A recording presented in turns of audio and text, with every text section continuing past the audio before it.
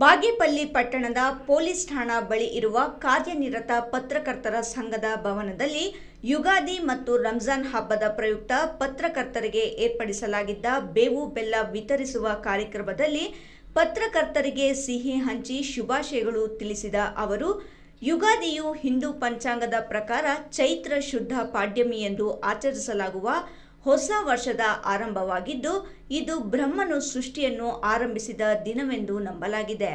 ಹೊಸ ಚಿಗುರು, ವಸಂತ ಋತುವಿನ ಆಗಮನ ಮತ್ತು ಜೀವನದ ಏರಿಳಿತಗಳನ್ನು ಬೇವು ಬೆಲ್ಲ ಸಮನಾಗಿ ಸ್ವೀಕರಿಸುವ ಸಂದೇಶ ಸಾರುವ ಈ ಹಬ್ಬವು ಹೊಸ ಆಶಯ, ಸಮೃದ್ಧಿ ಮತ್ತು ಸಾಂಸ್ಕೃತಿಕ ಪರಂಪರೆಯ ಸಂಕೇತವಾಗಿದೆ.